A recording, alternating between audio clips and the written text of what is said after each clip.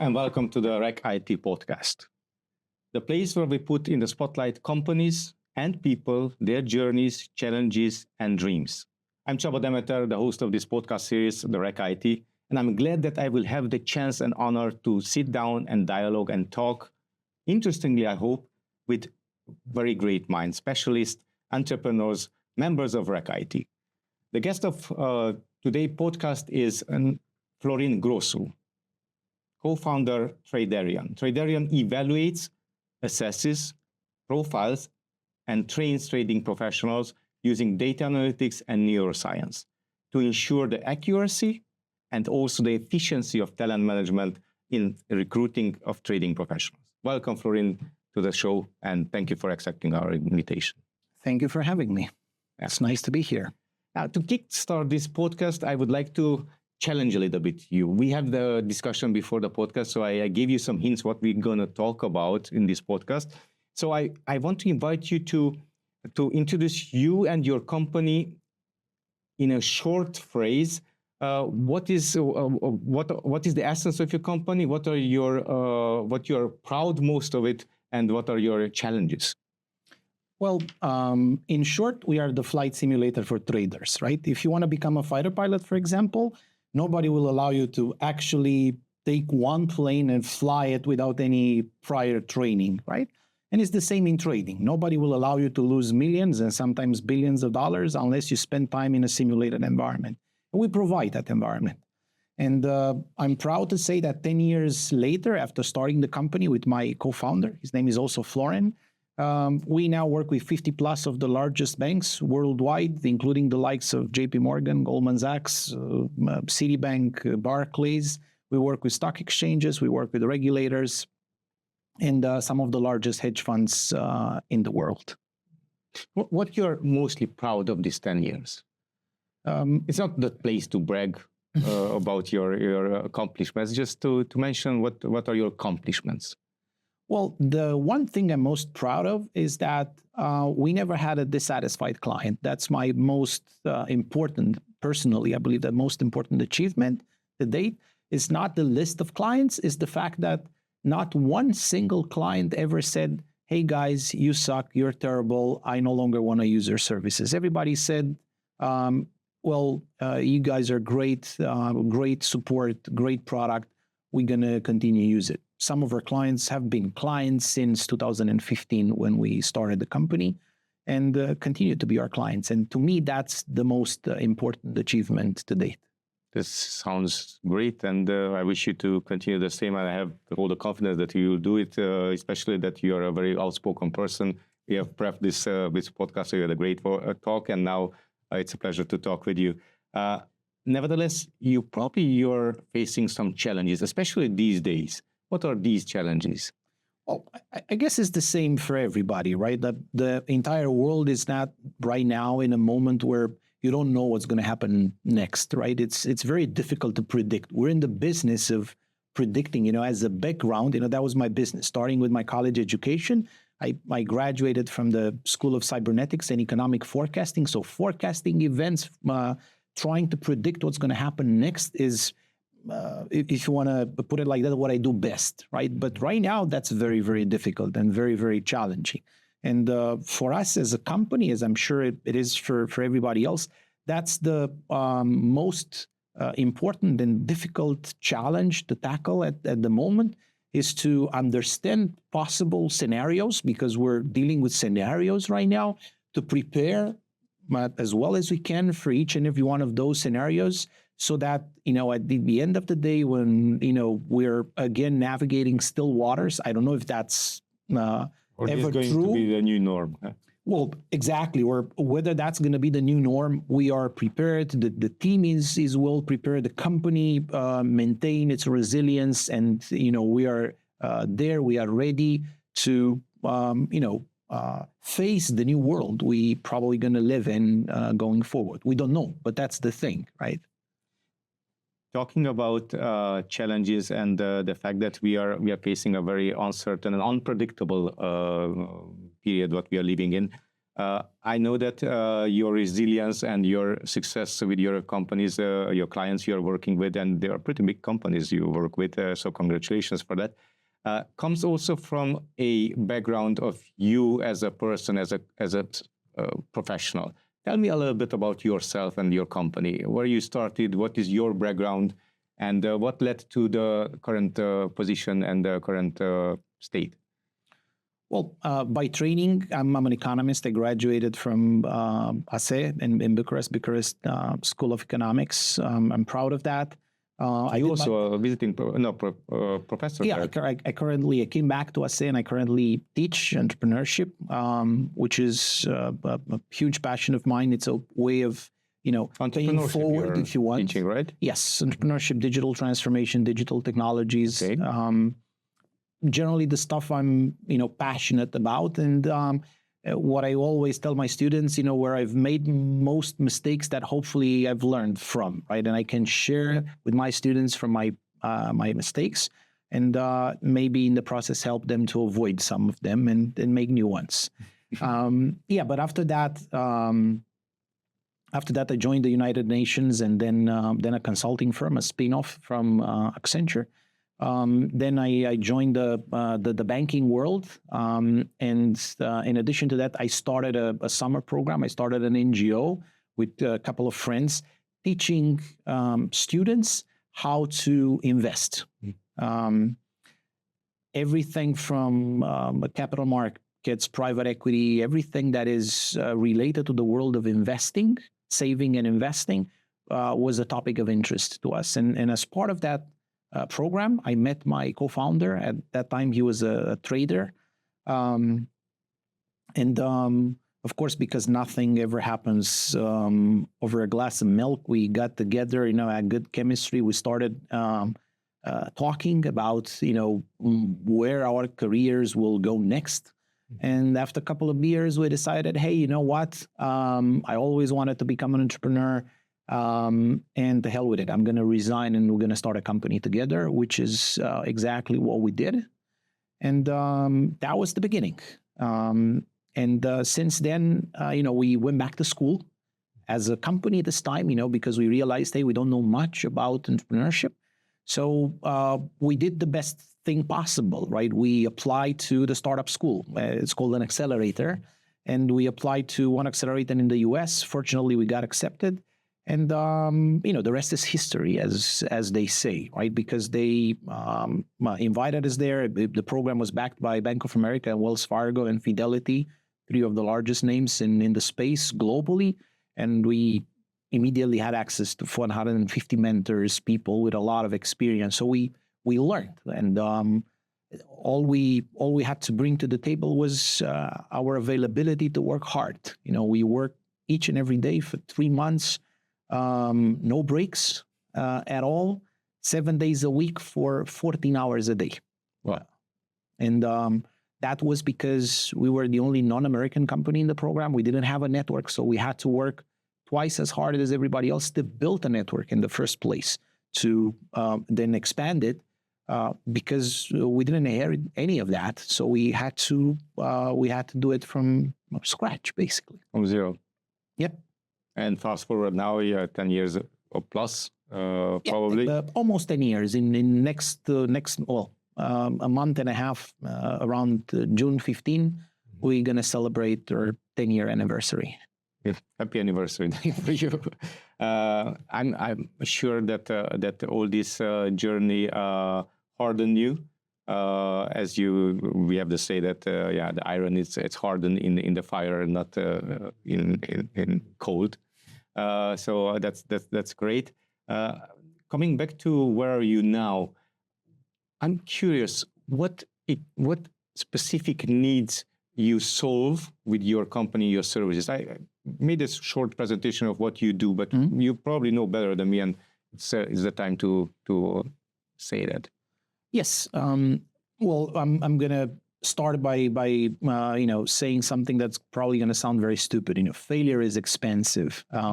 When I say failure, I mean making the wrong hire, hiring the wrong talent. It's expensive, right? If you hire, let's say, a fighter pilot, and she or he crashes a fighter jet, that's $45 million. If you hire a wrong trader, it can lead to severe losses for the bank, even bankruptcy, as there have been cases in the past. So on average, statistically speaking, right now, a wrong hire in trading costs about $2.5 million. That's the cost that any one of our clients incurs for any bad hire. We're talking the likes of JP Morgan, Goldman Sachs. And that's the cost that includes what you spend finding the talent, interviewing them, assessing them, training them, and then any potential losses that you have until you make the difficult decision of firing them. Then you have to repeat the process. Mm-hmm. So in all of this, process, we come in and we reduce that probability of failure, of making a wrong hire. And that's good for the bank or for the hedge fund, but it's also good for the talent, right? Because they know... And for the clients of the bank. Well, that too, right? But they're not our clients. Well, I mean, for the talent, that's important, because we get this question quite often. People ask us, but I want to be a trader. How come you tell me you're using AI? You don't even see me most of the times, but you tell me, hey, you don't have what it takes to become a trader. And we tell them... You use neuroscience. We do. We combine artificial intelligence and neuroscience. We have a pretty sophisticated simulation environment. It uses AI to simulate different behaviors in the market, because banks behave differently, hedge funds behave differently than banks, and within each other, they behave differently depending on the size of geography and so on. But coming back to this, we help people realize what they're good at. And in realizing what you're good at, we predict their future performance. We like to say that about ourselves, that we predict the future performance of the people that we assess. And then we tell them not only, hey, you're going to make a good trader, but we also tell our clients, hey, Csaba is going to make a good FX trader or a very good fixed income trader. And they know exactly where to send you very specifically in a very niched role and team within the bank. You fast-track the development and also the career advance of the traders in this way. Yes, exactly. Because 2 years later, when we measure that, when we go back and we talk to our clients, they say, hey, those people are the rock stars now of the whole team, because they're in the right spot. They know exactly where they're going to be very successful. They like it. They have a huge passion for it. They're good at it. They have everything, every soft skill that they need to succeed in this role. And that's important, rather than finding out 5 years later that, this was all about money and I don't like it. I hate it. And I want to do something else with my life. And that's a problem. That's a huge problem for everybody. And we're, another thing we're very proud of is the fact that we help people realize, what to do with their life when they're very young, when they're in college and impressionable by everything they read in the media, right? That traders are rich, they make money, they spend money, right? And that's... The wolf of the Wall Street, eh? Exactly, that kind of mentality. And we're trying to say, hey, that's not what this is all about. That's fiction, right? Mm-hmm. It doesn't happen in real life. Working for JP Morgan is not about, what you see in that movie, not at all. You work for clients, you're governed by compliance, by regulations. You need to, actually act very, very specifically to keep everybody happy. And it's all about managing risks. Banks are not about making money, not nowadays anyway. They're about managing risks to the best of their abilities. And that is what we're, helping to, kind of like clarify some of these maybe uncertainties that people have, because they think, this is about, moving money. It's not about that, right? It's about risk. Probably you're a very, not probably, you're a very smart person, and your idea, your company and your idea, it's a very genuine one and revolutionary and innovative in the same way. But probably you're not alone in the world doing these services to banks. What are your USPs, unique selling properties, or differentiators? What makes you the choice for JP Morgan and not other company like you? I'm going to sound arrogant now. The fact that we have a market share in our niche of 92%, I think that says it all. Then if I'm to be very specific about, our unique selling proposition, I would say three things. Number one, we have by far the most realistic trading environment. We use AI in a sense that, we have a small scale representation of a capital markets environment where you have all the players. I'm talking about institutional players right now, right? To avoid any confusion. So we're not another eToro of the world, right? We're talking banks right now. We're talking large hedge funds. We're talking regulators. We're talking stock exchanges and so on. Number two is exactly what I said earlier. The second use case for AI is performance prediction. We are very accurate at predicting the future performance of somebody that spends at least 10 hours in our platform, in our simulator. And number three is how we use gamification.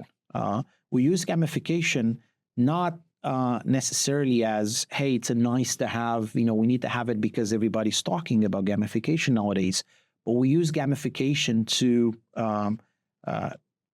actually get the people that we're very aware of the people that we're training. Gen Z, they're different than my generation, right? And it's very difficult for us to understand them, right? That's why we hire very young people to build the game mechanics into our simulators that make people want to spend more time. And 65% of all users in our platform, they spend more time than the minimum requirement. Why? Not because they like it, but it's also good for them. Huh?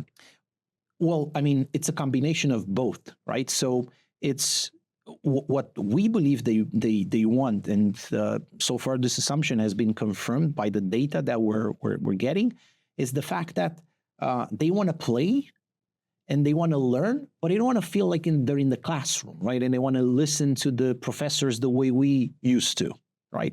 Now they want to play a game, and at the end of the day, they want to feel smarter. So one thing that we say about our technology, about our trading game, is the game you can put on your resume. You play a game, and then you can brag about it on your next interview for a job at JP Morgan. Mm-hmm.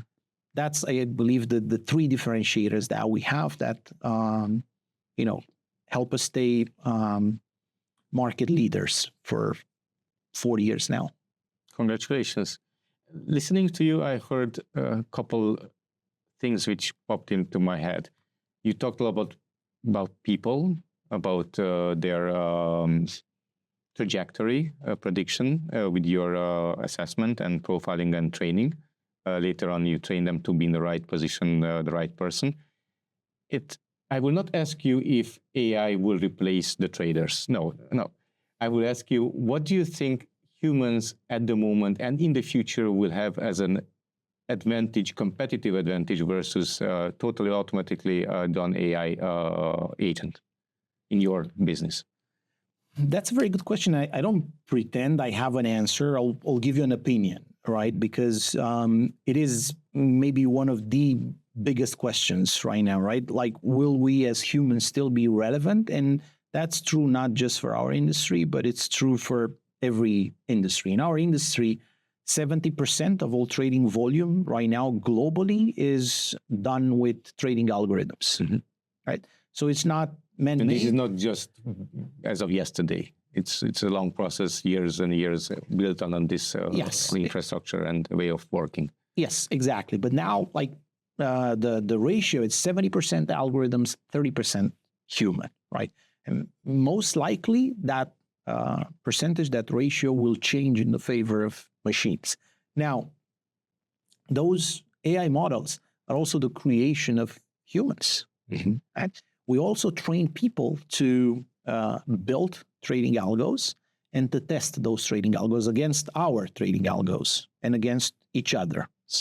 So the way I see things, especially in the near future, let's say the next 5 to 10 years, is us working alongside AI working together, because there will always be things where we can have an advantage. We bring something to the table, something that the AI needs, and the other way around. We need the AI to, for example, I don't know, do the math faster, right? Execute the trade much faster. Real time, to have multiple informations in the same time to analyze and make decisions on it. Well, not necessarily to make decisions, although more and more people are trusting AI with making decisions for themselves, but to assist us in making the right decision, right? So AI is becoming a valuable aid in the decision-making process, especially in trading where you have to make decisions fast, right?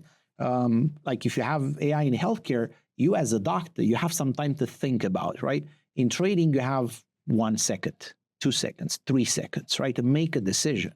And because of that, sometimes you need the machine to help you maybe see things that you overlooked, that you haven't paid, much attention to. And the other way around, the machines still need our creativity, our understanding of human emotions, and maybe factors influencing and driving the markets other than hard, cold numbers. I will take the chance and pick one important concept you mentioned at the very beginning, that you do a flight simulator for traders. I had the pleasure to talk with Mr. Emil Dobrovolsky, who was a pilot, and he was here sitting on your chair. And he was also mentioning that what we see now as AI and technology and machine and automatization, it's in the airline industry. It's quite some time. And yes, they do pilot the plane, but there are many systems and procedures and everything. It's there in order to keep the cockpit black and not a Christmas cockpit. Because when everything is light, every alarm and everything goes off and there's a Christmas tree, and it's a problem. And I think we are heading towards this scenario also, where you have pilots in companies and banks and who make decisions, but they need AI to make a safe landing and a safe takeoff. Yeah, I think that's a fair comparison, and we're seeing it as well. And our contribution is to prepare people to understand that the world they're going to be living in and working in, it's a world where you don't have machines in one room and people in the other. You have them together. You have them in the same screen. You have them interacting with each other, and they need to be trained. They need to realize that this is the new normal, as you said in the very beginning of our conversation. Talking about the new normal, we will see where we are going to arrive, and it's probably not going to be an endpoint. It's just a midpoint to something else, because that's how we evolve as a human species, hopefully. I'm very optimistic about that. But there is a say that if you want to go fast, go alone. But if you want to go far, go together with a team. And I know that you are a member of RACC IT, and I think you mentioned preparing this podcast that you were member number 1. Yeah. I'm just curious. Sometimes there's an odd feeling to be number 1 if you're not the founder, right? Yeah. What made you to make this decision, and what brought to you the membership until now? Well, 2 words to question number 1: support structure, right? I like watching cartoons, and Tom and Jerry are my favorite cartoon on the planet. And my favorite character there is not Jerry, is Spike, is the dog, right? Because whenever Jerry needs support outside his abilities, right, he turns to Spike. And as a startup, you need that support structure. You need that Spike in your corner. And we've seen that, right? After US, we came back to Europe. You were lacking this at the beginning, huh? Yes, we were. I mean, as a company, we left Romania very early on. We were not even incorporated in Romania. We incorporated the company in the US. We had that support structure from day one.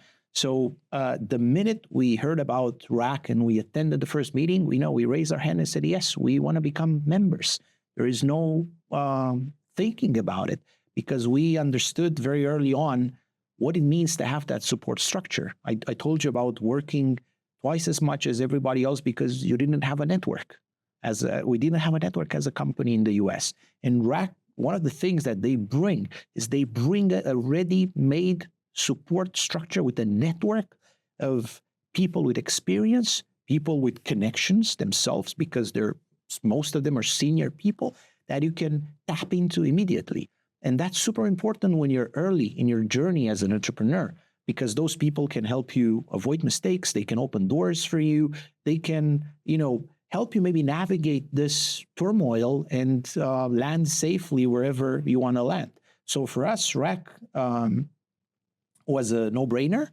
That's why we're member number one. And, what we got from it was a bit more clarity of where we're going. Are we alone in this? Where can we turn for help if we need it? So, the simple fact of knowing that you have the support structure in place waiting for you if you need it, then that's super important. And then, we have a group. You can ask questions. People will give you answers. You have events. You have a lot of resources at your disposal. And then it becomes a matter of choice and of, knowledge of how to make the most out of everything that RACC offers to its members. Was this a clear expectation at the beginning and it turned out to be real now? Yes and yes. I mean, we part of the reasons why we, raised hand immediately and said, we want to be here is because we immediately understood the potential that it has.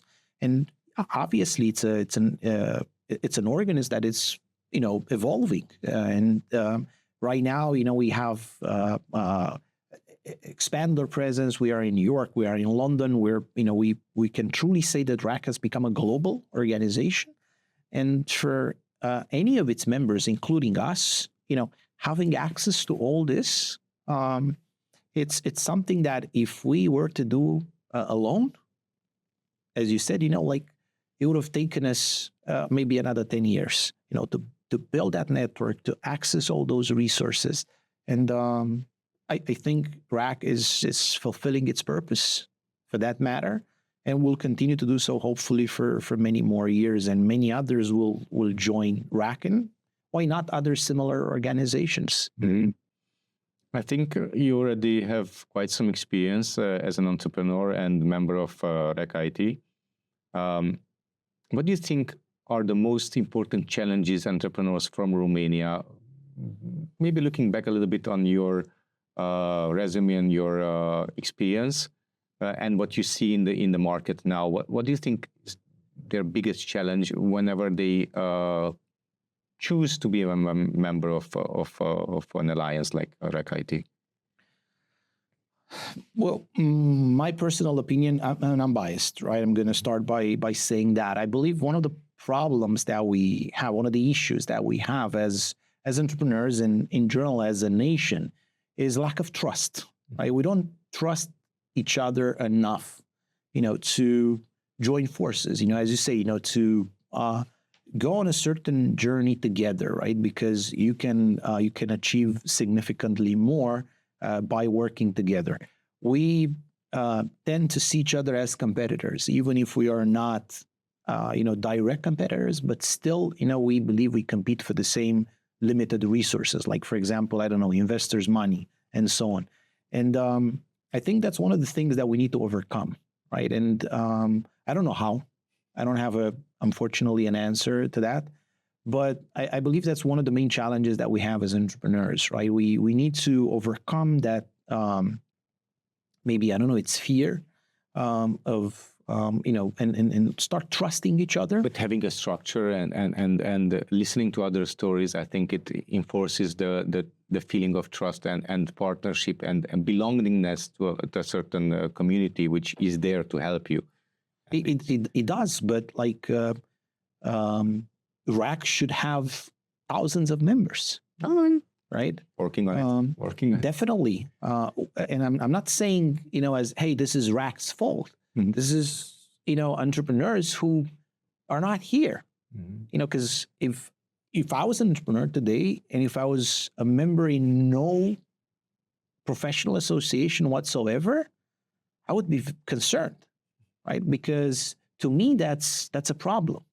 right? Not being a member anywhere.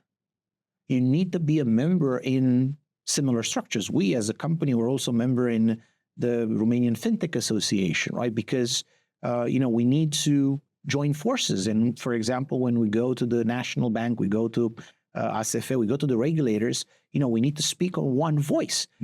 To me personally, as a company, that doesn't mean much. I'm an American company. I'm not regulated by the national bank in Romania, but it matters, to contribute to the single voice of the industry. And it's the same with RACC. It's not just about what can RACC do for you. It's also, hey, what can you bring to the table? Is there something of value that, and other than value in numbers?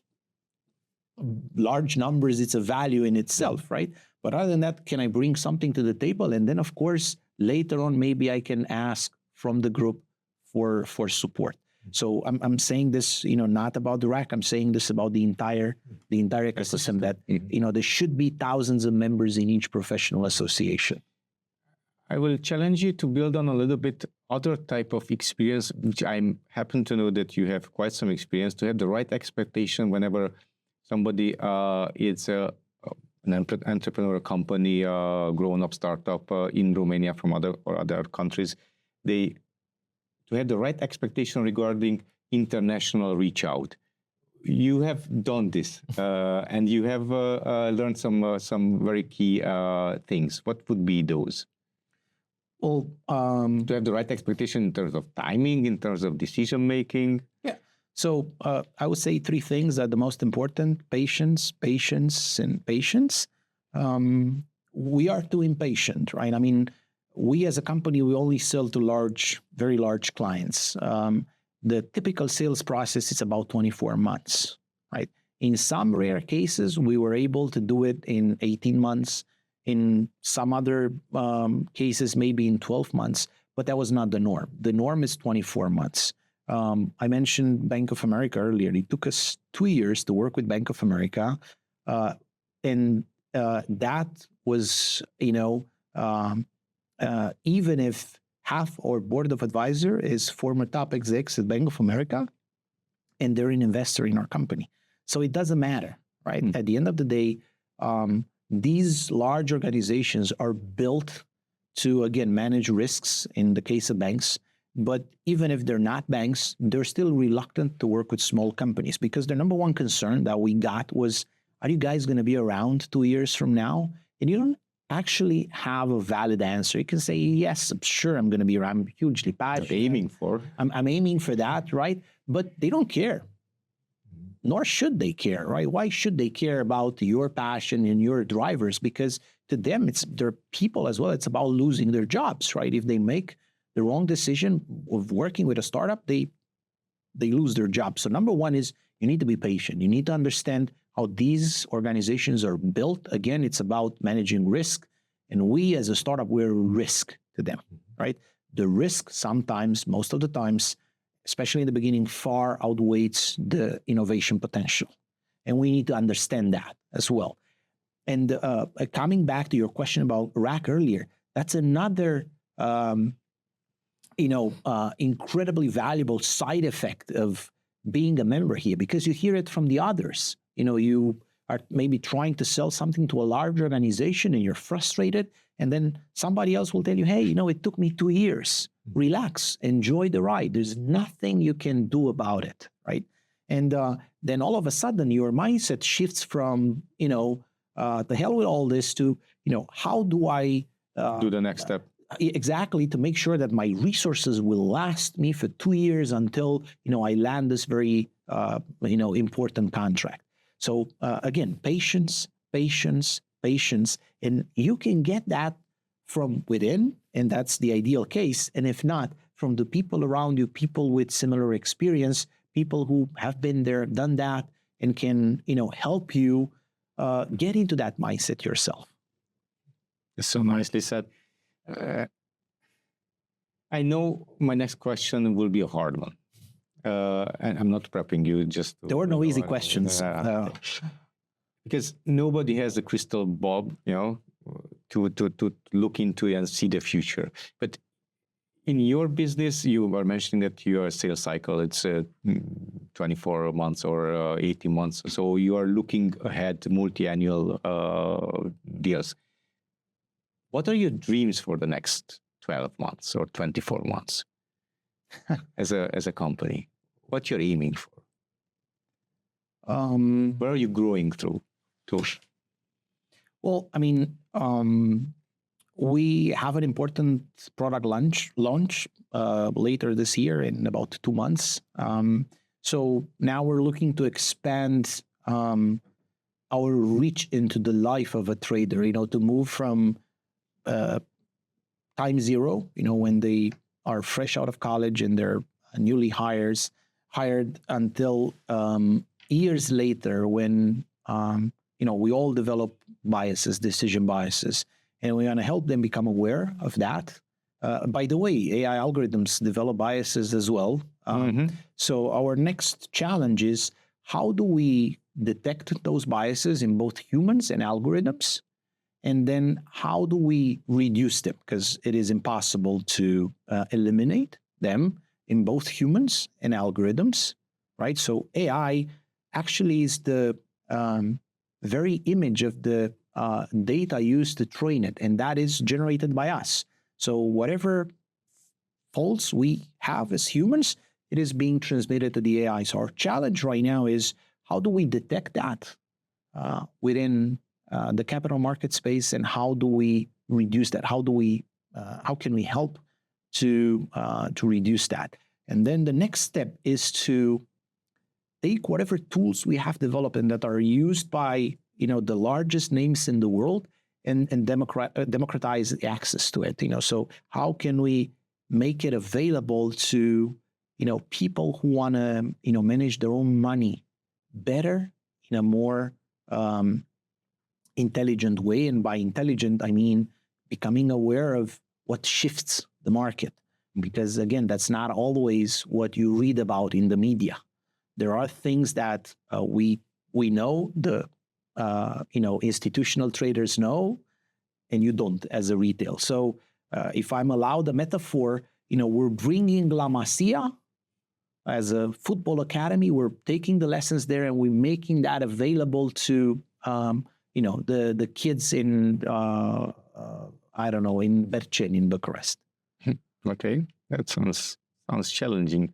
Yes, and one last thing, like in an ideal world, but we are in the European Union. I dream of a world where compliance, it becomes less of a burden. Because right now we're at a point where we're talking about AI, but we haven't touched on EU AI Act on regulating AI in Europe, which is a big problem and carries a very significant cost for us, for the companies, and especially for us startups, for the small companies.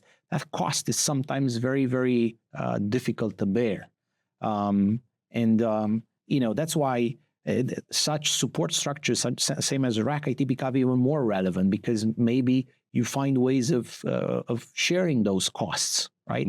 We use AI. When you create AI, you are already right now in a position where you need to be compliant, and the cost of compliance is significant. So in an ideal world, there will be a better balance between compliance and innovation, and encouraging innovation in startups in Europe.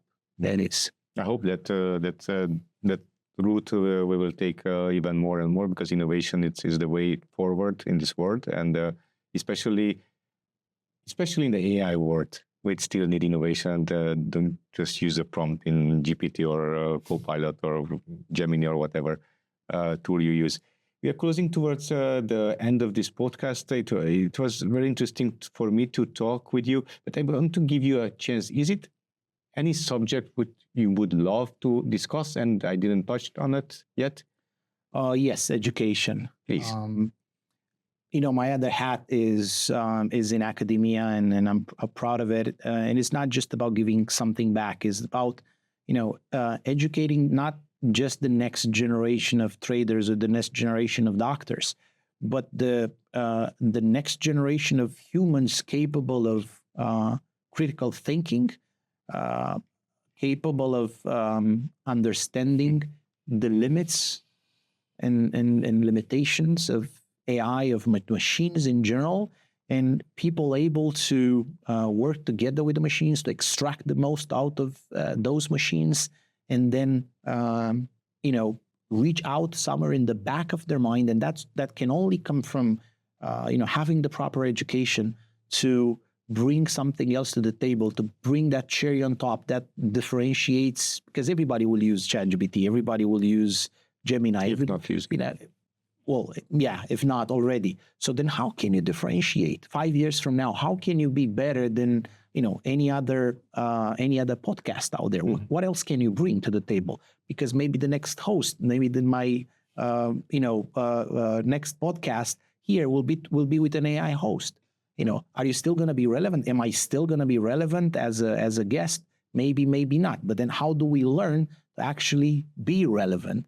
And that can only come from education. Education doesn't only happen in schools, right? It happens in school as well. It should happen in schools, in universities, but it's everywhere, right? Listening to this podcast, it's education. Absolutely. So we need to train that muscle. We need to invest time, because now everything is available for free online. If only we're willing to invest time into educating ourselves. You mentioned critical thinking. I think it's a great ability and a great learning. I think one of the most important, especially in the AI world, to have the ability to have a critical thinking. How you train this muscle? Again, education here. You need to, first of all, understand, and in my opinion, again, I may be wrong, that everything has its limitations, AI included, right? And you need to go from, like this, we navigate into the extremes, I think, too much, right? We navigate from disbelief in what AI can do into, hey, I'm going to use AI for everything. I'm going to trust AI with everything that I do, right? I'm not going to, analyze anything that ChatGPT gives me. ChatGPT is always right. And that it's because we were talking earlier about professional athletes, right? You mentioned one of your previous guests here, and it's like that. It's training, and it needs to happen each and every day, right? Okay. And it's, in his case, it was about winning a medal in the Olympic Games. In this case, it's about you being on top of the machines and using the machines, using AI as a tool, and not the other way around, right? You being just a dumb source of data for raw and biased data, I might add, to the next training of ChatGPT, right? Florin Grosu, that was a very lovely discussion with you. I wish you not luck, because I don't think you believe in luck. I understood that you believe in hard work, in patience, in building on well-exercised things and muscles, what we develop in our minds and bodies in order to be resistant and ready for the future. For those who are interested in contacting you and getting in contact with Traderion, how should they, what should they use? LinkedIn, that's the easiest tool. I'm there. Unless people are trying to sell me something that I don't need, then I tend to reply within 24 hours to all, messages and meaningful connection requests. I can confirm that for you, because I did that with Florin, and he indeed replied very fast. Thank you, Florin, for joining this podcast. Thank you for you all for listening in. And stay tuned. RACC IT, it's preparing many more podcasts. So, in touch.